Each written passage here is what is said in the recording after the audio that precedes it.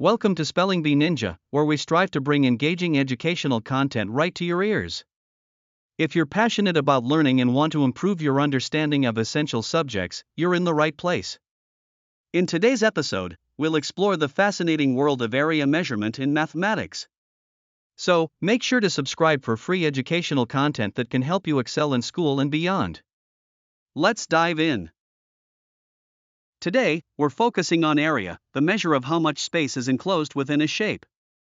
Think of area as similar to the number of square tiles required to cover a floor. It's fundamental in construction and design, and it's something we all encounter in everyday planning. Area is measured in square units, such as square centimeters, square meters, or square feet. For instance, if you turn your attention to the shapes around you, you'll notice that understanding area is key to many activities. Did you know that the term area originates from the Latin word area, which meant a vacant piece of level ground? The concept has been integral to mathematics since ancient civilizations, like the Egyptians, who devised methods for calculating field areas for farming. Now, let's break down the area of different shapes. First, consider the rectangle. The area of a rectangle is found using the formula A equals length times width. This means you multiply the length by the width. Imagine a rectangle measuring 8 centimeters long and 5 centimeters wide. To find its area, simply do the math. 8 multiplied by 5 equals 40 square centimeters. Rectangles are ubiquitous in our lives, whether it's the rooms we study in or the pages we write on. Fun fact, the ancient Egyptians utilized this very formula to measure farmland. Next, let's take a look at the square. A square is a type of rectangle where all four sides are equal in length. Its area is calculated by squaring the length of one side using the formula A equals side squared. So, if one side of the square is 6 centimeters, its area would be 6 squared, which equals 36 square centimeters. Squares are often seen in design and architecture, shining in their symmetry and order.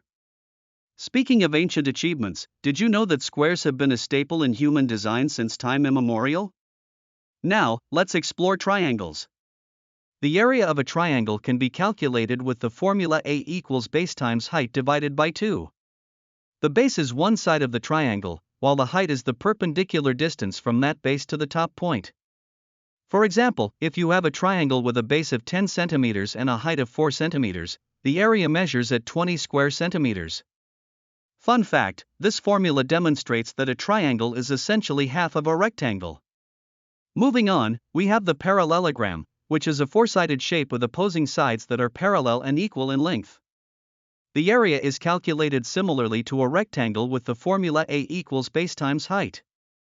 For example, if we take a parallelogram with an 8 centimeter base and a height of 3 centimeters, we multiply 8 by 3 for a total area of 24 square centimeters. Fascinatingly, this shape relates to rectangles because if you were to cut off a triangle from one end, you could reposition it to create a rectangle. Now, onto trapezoids. A trapezoid, distinct from previous shapes, has at least one pair of parallel sides known as bases. The area of a trapezoid is calculated with the formula A equals the sum of the two bases times the height, all divided by 2.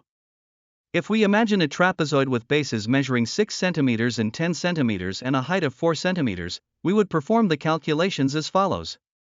Add the two bases, giving 16, multiply by the height of 4, which gives 64, and divide by 2 to arrive at 32 square centimeters. Trapezoids serve practical functions in everyday life, like figuring out the area of roofs. Next, we have circles.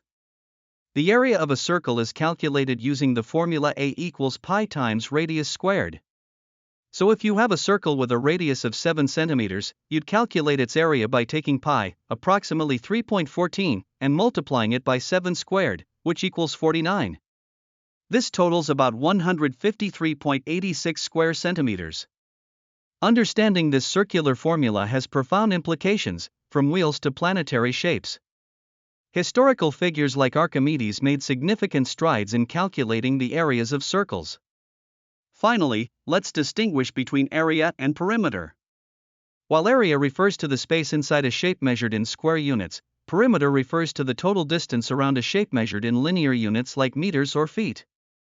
For example, if you think about your classroom, the area exposes how much carpet you need to cover the floor, while the perimeter tells how much baseboard you'd need to frame the room. Interestingly, shapes can have a large area but a small perimeter, showcasing the complexities of these measurements. Understanding the application of area extends beyond the classroom.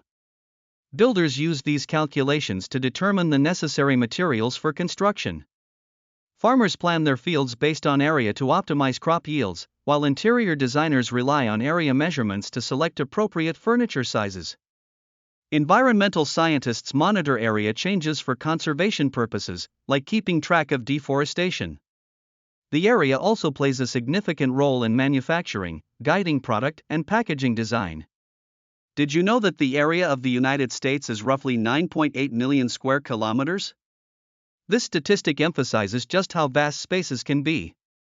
Gaining a thorough understanding of area sets you up for informed decision-making across various aspects of life. In mathematics, it connects beautifully to geometric, algebraic, and even calculus concepts. In everyday scenarios, area measurements help us with tasks like buying paint or carpeting, designing spaces, or planning gardens. It also benefits scientific endeavors, from evaluating cell surfaces to determining the area of solar panels needed for energy. The study of area dates back over 4,000 years to ancient Egypt and Babylon, where its significance was crucial for taxation and structural establishment. By understanding area, we are equipped to navigate both mathematical and real-world challenges with confidence. In today's episode, we've delved into the essential concept of area, measuring the space inside various geometric shapes. We learned how to calculate the area of rectangles, squares, triangles, parallelograms, trapezoids, and circles, using specific formulas tailored to each shape. We also discussed the difference between area and perimeter and explored the real-life applications of area, from construction and agriculture to design and environmental science. Understanding area is paramount for making informed choices not only in math but in our everyday lives. Thank you for tuning in to today's episode of Spelling Bee Ninja. We hope you found this exploration of area both enlightening and useful. Don't forget to subscribe for more engaging lessons that make learning about mathematics and other subjects exciting and accessible. Join us next time as we continue our journey into the world of knowledge. Until then, keep exploring and stay curious.